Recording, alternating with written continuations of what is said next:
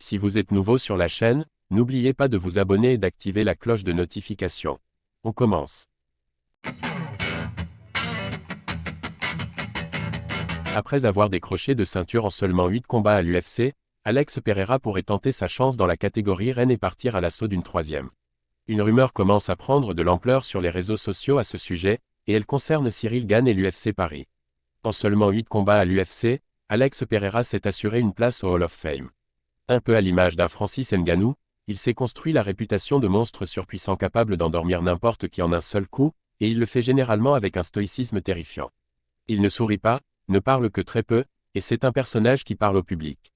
Alors que certains mettent des années à décrocher un seul titre, lui a déjà eu la chance d'en remporter deux, dans deux catégories différentes, en l'espace de 2 ans. Il a d'abord pris le meilleur sur Israël Adesanya chez les poids moyens, avant de subir un énorme KO, et il s'est ensuite emparé de celui des lourds légers, qu'il vient de défendre de la meilleure des manières à l'UFC 300. Alex Pereira contre Cyril Gane en main event de l'UFC Paris. Parce qu'il est particulièrement disponible, et parce qu'il ne dira jamais non à une chance d'écrire l'histoire, le Brésilien pourrait bien monter une nouvelle fois de catégorie pour partir à l'assaut d'un troisième titre historique. La rumeur l'annonce potentiellement contre Cyril Gane en septembre prochain à Paris, ce qui a fait réagir la chaîne YouTube Pugilat, l'une des plus suivies en France. Dana White a fait comprendre à Alex Pereira que ça pourrait être bien de monter en poids lourd, mais qu'il faudrait faire attention à l'adversaire. Aspinall pourrait l'amener au sol et lui faire du mal, John Jones est dangereux. Mais il a aussi dit qu'il pouvait tenter Cyril Gane.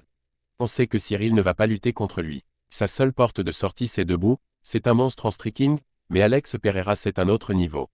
Israël Adesanya est le seul qui peut l'inquiéter. Quand on voit que Tai Tuivasa a failli le mettre KO, il y a moyen qu'Alex Pereira le laisse inerte dans la cage, qu'il termine inconscient. Tu ne peux pas passer 25 minutes dans la cage avec lui et ne pas te faire toucher.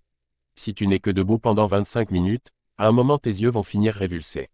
S'il veut une chance de gagner, il va devoir salir le combat. Et si Dana White organisait un combat XXL pour le prochain UFC Paris, histoire de préparer le terrain pour un éventuel événement numéroté. Un choc entre Cyril Gane et Alex Pereira serait tout bonnement exceptionnel, puisqu'il rapprocherait forcément le vainqueur d'un titre. Et après Tai Tuivasa et Sergei Spivak, il serait peut-être temps d'avoir un main event de cette qualité dans la capitale.